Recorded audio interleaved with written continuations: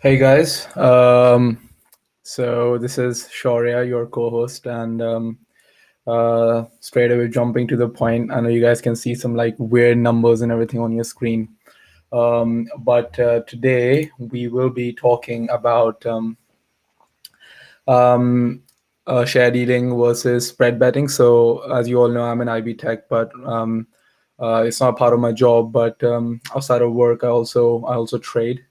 And many times I get asked these questions, and people are like, "Oh shit, it's so risky. Like trading is so risky. I don't know how to get into it, etc." So just a couple of tips here. So we're only talking about shares over here. We won't talk about FX, and we won't be talking about any strategies that I use to trade. We will only focus on just the information. So just the knowledge sharing session. So it won't be you won't see me going crazy over here right now. So it's 2:44 p.m. UK time, and markets just opened in the UK, so everything should be pretty dynamic. And um, so yeah, so straight away jumping onto like proper what share dealing is all about and how is it different from spread betting.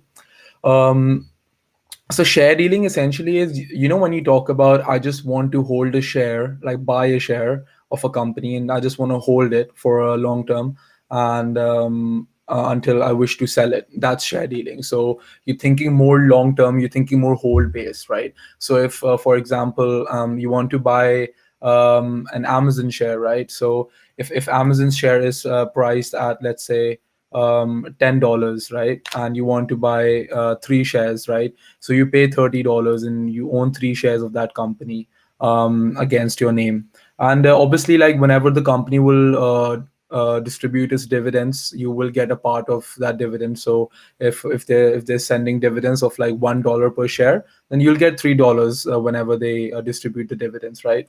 Um, and your valuation on terms of, yeah, like your investment won't really go to zero until the value of the stock goes completely down to zero, right? So tomorrow the value of the stock can go down to $8 maybe, and you can sell your three shares at $8 a share for $24, making a loss of $6. Or you can just hold on to your stock and wait until, if you're quite confident in the company, you can wait and until the price goes up. And maybe if the price goes up to, let's say, $12 a share, you're making a profit of $2 per share, which comes down to a profit of $6 there, right? And then you made $6 profit. But obviously, with the share dealing, it's a bit less dynamic, right? You can just buy it and then you can chill out and you can relax. You don't have to like continuously look at your screen to be dealing it dynamically. Which brings me to the second part, which is more interesting, more fun, more dynamic, and more risky as well, which is spread bet, right? So spread betting is really fun, and I enjoy it. And it's basically spread betting is a leveraged financial derivative, right? So it enables sort of traders to, you sort of speculating on the future direction of a market's price. So you take a position based on, whether you think the asset will rise or it will fall in value, and the accuracy of your bet sort of determines the profit and loss when the position is closed. So I'm gonna quickly dive into and show you. So I use this platform called IG Trade. It allows me to, this is my spread bet account, so it allows me to trade on US equities, UK, and etc. And I can trade on US equities for free, so without any commission. um, okay, so over here you can see, like, these are like the tweets, news, everything. So it gives a nice overview of what's happening. Over here I can sort of search for a particular stock. I can also trade in FX, crypto, etc. But in this session we'll just focus on shares. I'm gonna open one of my favorites, which is Palantir. So let's zoom out a bit, do a 4 hours uh, daily view. I like candlesticks. You can change the view if you feel like, and you can change it to a line if you feel like. But I think candlesticks are quite good. They really give you a lot of good insight. Right. So how is this different to share dealing, right? So spread betting, the way it works is it doesn't work per share per se, right? It works on points.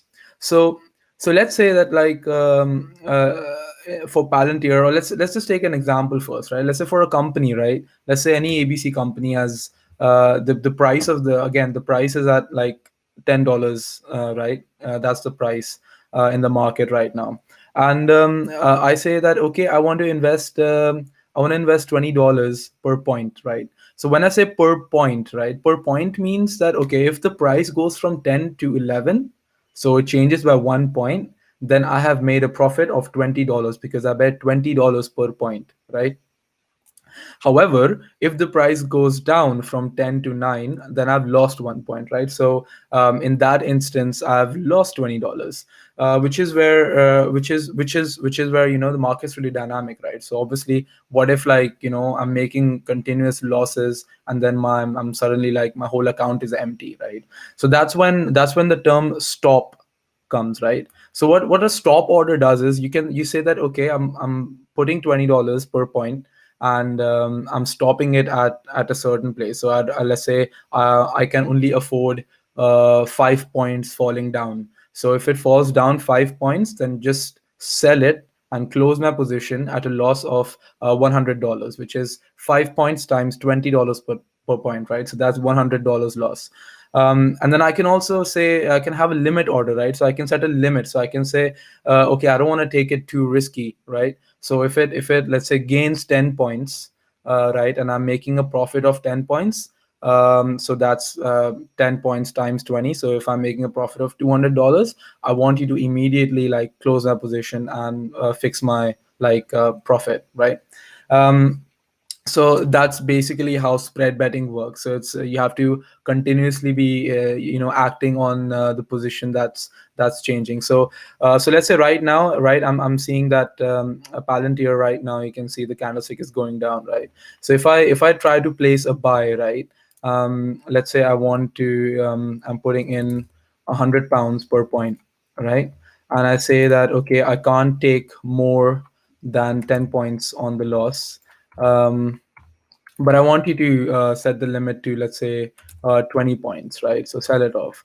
The ratio, risk reward ratio, is around 1:2, right? So I think I can do better than that. So maybe let's say I say that okay, I can take further more loss. You want to do a risk ratio which is somewhere around one greater than 1:3. So that's a good position to for a risk reward ratio, right? So right now my risk reward ratio is exactly 1:3. So let's try and place this bet. I'm going to place a force open. I'll explain you force open. Let me place the deal first.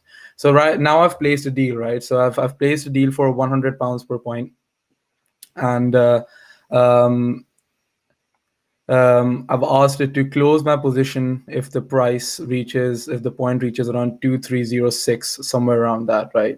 And I wanted to close me on 2246, right? Uh, so so obviously you can when you make that kind of a position, right? You need to also make sure that your you have that much leverage in your account, right? So if I'm making a trade where I'm trying to have maintain a 1,500 pound loss, right? So you need to have that much money in your account, otherwise you can't place that particular deal. So it has to go along in that direction, right? So let me come back and explain you what net off and force open means whilst our trade is still active. So what net off really means is, so this is my positions. Right now I'm making a profit of around 2,300, 2,600, and you can see the price is going down and up and down. So it's continuously, it's very volatile right now, right? So force open sort of enables you to maintain your exposure to a market, right? So while opening a new position in the same market, which can be it can be a useful tool for hedging, right? Um, okay, I think I'm gonna close my position here soon. So okay, I'm gonna close my position. So there you go. So I just closed my position at 3,300. So I closed my position at, so I had bet 100 per point, and the price went up by 33 points. So when it went up by 33 points, I made a profit of that.